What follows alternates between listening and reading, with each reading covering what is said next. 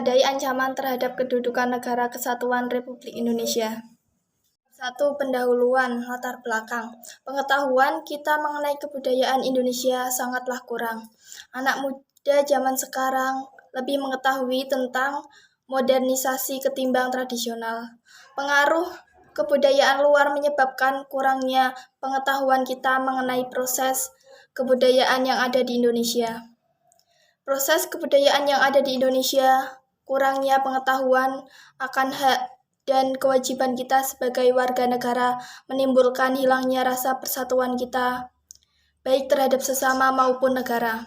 Masing-masing individu lebih mementingkan kepentingannya sendiri, tanpa ada rasa peduli terhadap sesamanya. Dalam konteks Indonesia, maka proses integrasi nasional haruslah berjalan alamiah, sesuai dengan keanekaragaman budayanya dan harus lepas dari hegemoni dan dominasi peran politik etnik tertentu. Suatu integrasi nasional yang tangguh hanya akan berkembang di atas konsensus nasional mengenai batas-batas suatu masyarakat politik dan sistem politik yang berlaku bagi seluruh masyarakat tersebut. Dalam makalah ini, kami akan menjelaskan tentang masalah integrasi nasional serta penyebab integrasi nasional dan upaya yang harus dilakukan dalam integrasi nasional. Rumusan masalah. 1. Apakah definisi dari integrasi nasional? 2. Apa sajakah faktor-faktor yang mempengaruhi integrasi nasional? 3. Seberapa pentingkah integrasi nasional bagi bangsa Indonesia? 4. Bagaimana proses integrasi nasional di Indonesia? 5. Apa sajakah ancaman terhadap integrasi nasional? 6. Bagaimana cara mengatasi ancaman integrasi nasional? 7. Bagaimana contoh integrasi nasional dalam kehidupan berbangsa dan bernegara? 1. Mengetahui definisi integrasi nasional. 2. Mengetahui faktor-faktor pendorong dan pendukung integrasi nasional. 3. Mengetahui pentingnya integrasi nasional bagi bangsa Indonesia. 4. Mengetahui bagaimana proses integrasi nasional di Indonesia. 5. Mengetahui bahaya dari ancaman integrasi nasional. 6. Mengetahui cara mengatasi ancaman integrasi nasional. 7. Mengetahui bagaimana contoh integrasi nasional dalam kehidupan berbangsa dan bernegara. Definisi integrasi nasional. Integrasi nasional adalah usaha dan proses mempersatukan perbedaan-perbedaan yang ada pada suatu negara sehingga terciptanya keserasian dan keselarasan secara nasional. Seperti yang kita ketahui, Indonesia merupakan bangsa yang sangat besar, baik dari kebudayaan ataupun wilayahnya. Di satu sisi, hal ini membawa dampak positif bagi bangsa karena kita bisa memanfaatkan kekayaan alam Indonesia secara bijak atau mengelola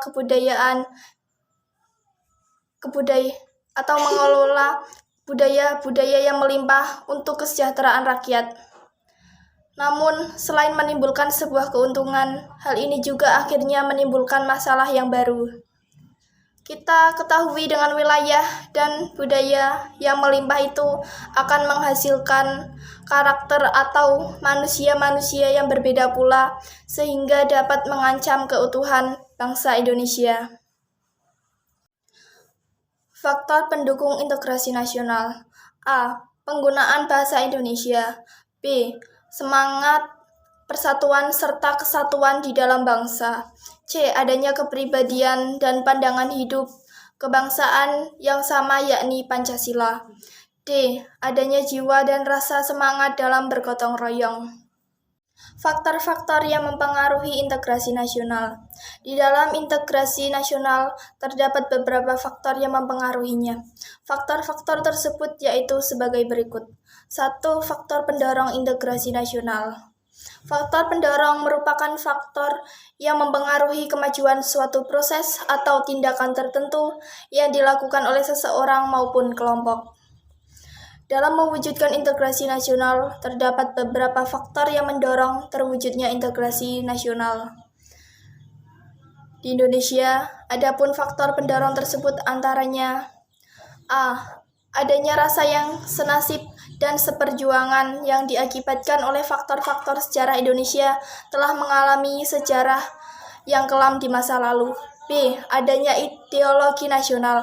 C. Adanya sikap tekad dan keinginan untuk kembali bersatu. D. Adanya ancaman dari luar. Pentingnya integrasi nasional bagi bangsa Indonesia. Integrasi nasional merupakan salah satu cara untuk menyatukan berbagai macam perbedaan yang ada di Indonesia. Integrasi itu sendiri dapat dikatakan sebagai suatu langkah yang baik untuk menyatukan sesuatu yang semula terpisah menjadi suatu keutuhan yang baik bagi seluruh Indonesia. Misalnya, menyatukan berbagai macam suku dan berbudaya yang ada serta menyatukan berbagai macam agama yang ada di Indonesia. Oleh sebab itu, adanya pengaruh globalisasi yang masuk ke Indonesia membuat masyarakat Indonesia lebih memilih untuk membuat upaya integrasi tidak terwujud. Masyarakat Indonesia belum sadar akan pengaruh globalisasi yang ternyata tidak baik bagi masyarakat Indonesia. Upaya integrasi terus dilakukan agar Indonesia menjadi satu kesatuan yang mana disebutkan dalam semboyan Bhinneka Tunggal Ika. Adanya upaya mengintegrasikan Indonesia. Perbedaan-perbedaan yang ada tetap harus diakui dan dihargai sehingga Indonesia menjadi negara yang dapat mencapai tujuannya. Ya, faktor penghambat integrasi nasional. Faktor penghambat sendiri merupakan suatu penghalang untuk melakukan tindakan secara individu maupun kelompok. Beberapa faktor penghambat terwujudnya integrasi nasional diantaranya: A. Kurangnya penghargaan terhadap kemajemukan. B. Kurangnya toleransi antar sesama golongan.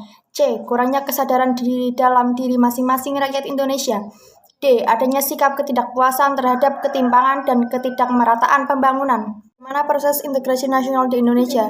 Untuk mencapai integrasi nasional dibutuhkan suatu proses yang matang agar kelak keintegrasian tersebut tidak terpecah belah oleh berbagai ancaman, gangguan, dan hambatan yang datangnya berasal dari dalam ataupun luar negeri.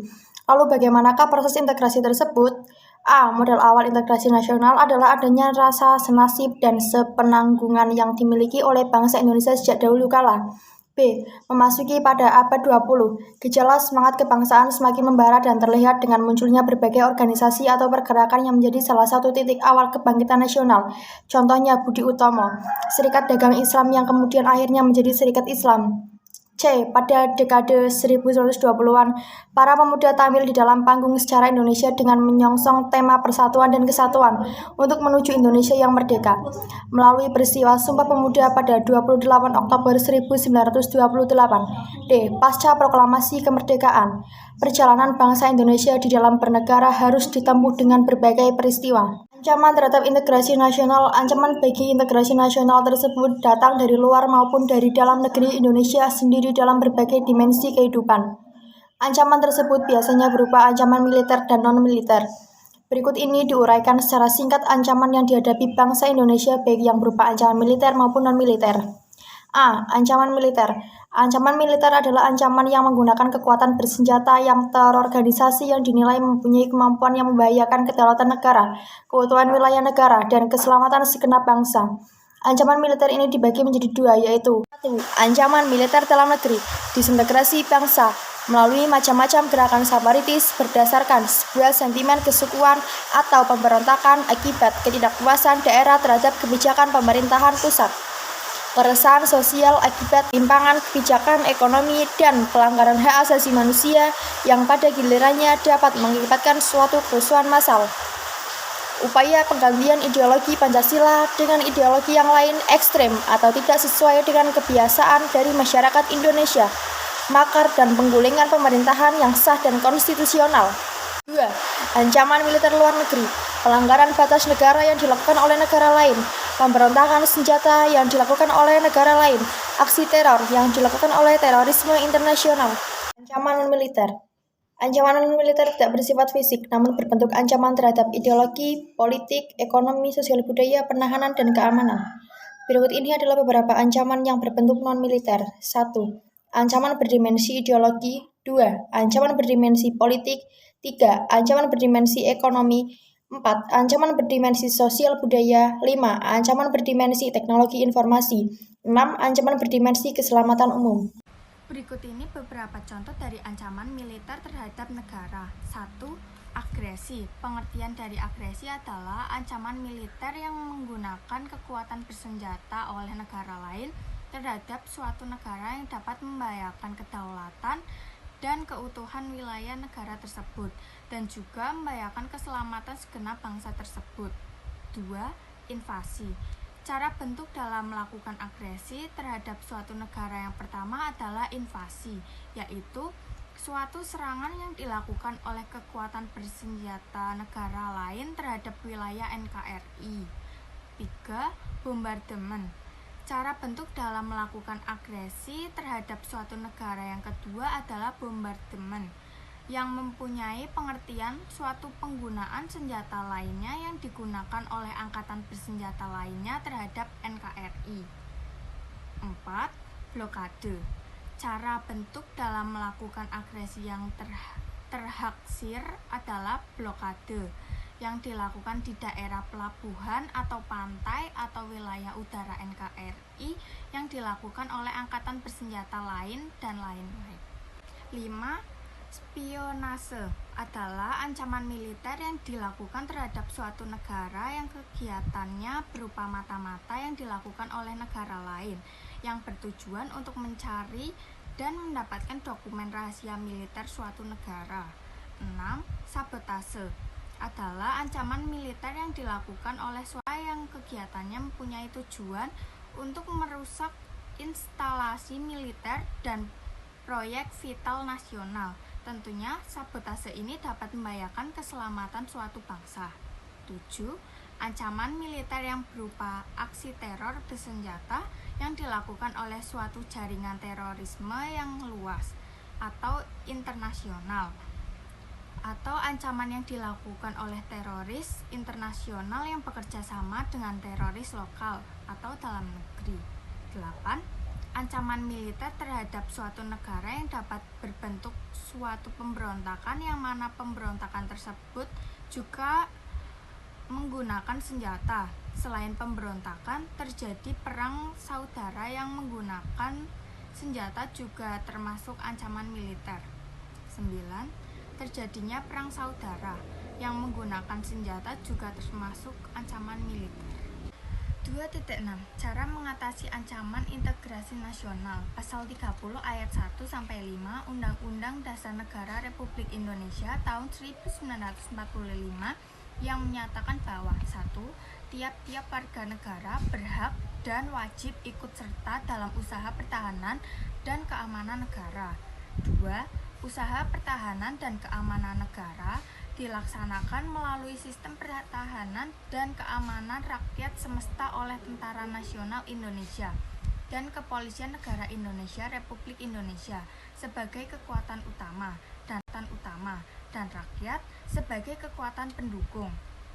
3. Tentara Nasional Indonesia terdiri atas Angkatan Darat, Angkatan Laut, dan Angkatan Udara sebagai alat negara bertugas mempertahankan, melindungi, dan memelihara keutuhan dan kedaulatan negara.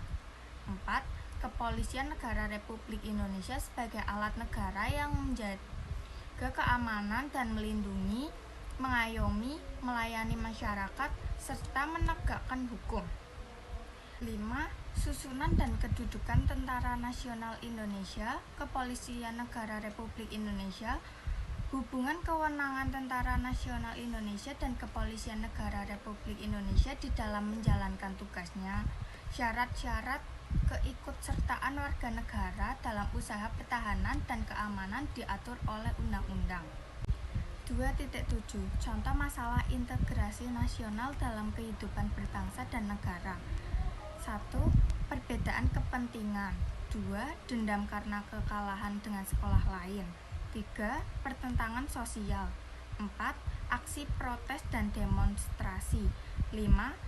Meningkatnya kriminalitas. 6. Kenakalan remaja. 7. Korupsi membuat kepercayaan masyarakat menghilang. 3.1. Kesimpulan.